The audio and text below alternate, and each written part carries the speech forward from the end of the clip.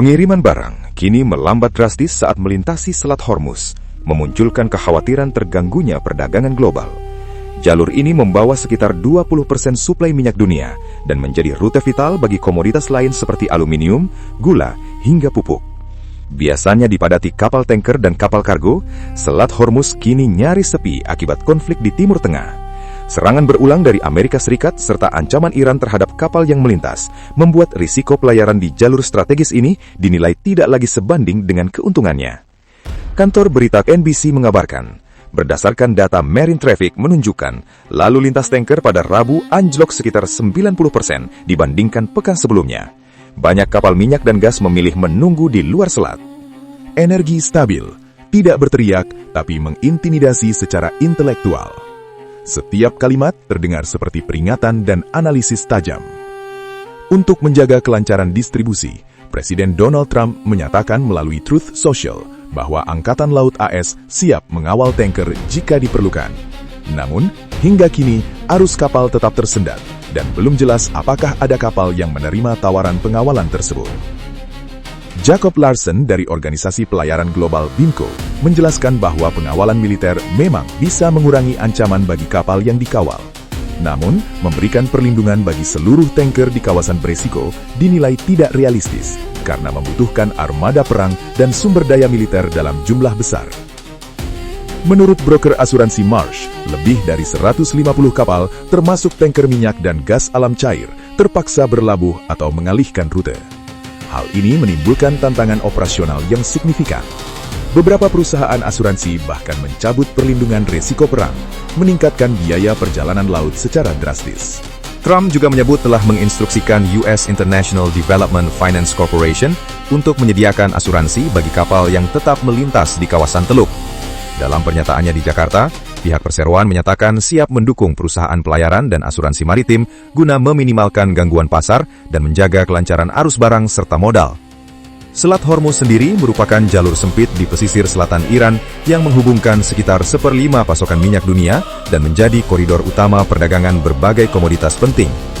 Dengan aktivitas kapal yang hampir terhenti, harga energi pun melonjak. Rabu lalu, rata-rata harga bensin di AS mencapai $3,19 per galon, naik 22 sen dibandingkan pekan sebelumnya, menurut AAA. Harga minyak mentah kini sekitar 10 sen lebih tinggi dibandingkan tahun lalu. Kenaikan harga energi ini menghapus salah satu titik positif ekonomi sebelumnya, di mana harga bensin sempat turun meski harga kebutuhan lain seperti pangan, asuransi kendaraan, perumahan, dan listrik meningkat. Kini, dengan minyak mentah mendekati $80 per barel, tekanan inflasi berpotensi kembali menguat. Lonjakan harga minyak biasanya berdampak langsung pada harga bensin dan solar, mendorong biaya transportasi serta produksi. Gangguan pengiriman juga dapat menyebabkan penundaan, kemacetan pelabuhan, dan gangguan rantai pasokan yang lebih luas. Jika harga tinggi bertahan lama, konsumen bisa menahan belanja, yang pada akhirnya memperlambat pertumbuhan ekonomi global. Matt Lestutis dari Evisio menilai ancaman utama bukanlah kekurangan barang secara langsung, melainkan inflasi energi yang berkelanjutan dan merambat ke seluruh rantai pasokan global. Situasi ini menjadi perhatian utama bagi para pelaku pengadaan dan manajemen rantai pasokan. Kombinasi pertumbuhan yang melambat dan inflasi tinggi atau stagflasi menjadi tantangan bagi Federal Reserve yang tengah berupaya menekan inflasi ke target 2%. Jika inflasi kembali meningkat akibat konflik, suku bunga kemungkinan dipertahankan lebih lama. Ekspektasi pemangkasan suku bunga bulan ini pun mulai diturunkan oleh para analis. Dampaknya bisa meluas, termasuk bagi sektor properti. Suku bunga hipotek yang sempat turun di bawah 6% untuk pertama kalinya sejak 2022, kini kembali naik ke 6,07%. Iran memang secara teknis sulit menutup Selat Hormuz sepenuhnya, namun pejabatnya sempat mengancam akan menyerang kapal yang mencoba melintas. Badan Perdagangan Maritim PBB juga melaporkan adanya serangan terhadap kapal kontainer oleh proyektil tak dikenal. Sejumlah perusahaan pelayaran besar seperti Maersk, MSC, CMA-GC, Hapag-Lloyd, COSCO, dan Emirates Shipping telah membatasi atau menghentikan pemesanan melalui kawasan tersebut sejak konflik meningkat. Pengecualian hanya diberikan untuk pengiriman kebutuhan pokok seperti makanan dan obat-obatan. Lalu apa dampak bagi kita, bangsa Indonesia yang paling sangat terasa? Ada 4 sektor utama yang paling berdampak, yaitu 1. Lonjakan harga BBM dan inflasi. Karena sekitar 20% pasokan minyak dunia melewati Selat Hormuz, gangguan di jalur ini bisa mendorong harga minyak global naik. Indonesia yang masih mengimpor minyak mentah dan BBM akan terkena dampaknya. Biaya impor energi naik, tekanan pada subsidi BBM dan APBN, risiko kenaikan harga bensin dan solar, inflasi meningkat, transportasi dan logistik ikut naik. Kalau harga minyak dunia tembus 80 hingga 100 US dollar per barrel, tekanan fiskal Indonesia bisa cukup berat. Kedua, nilai tukar rupiah tertekan.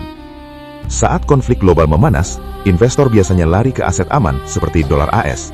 Dampaknya, rupiah bisa melemah, biaya impor makin mahal, beban utang luar negeri meningkat.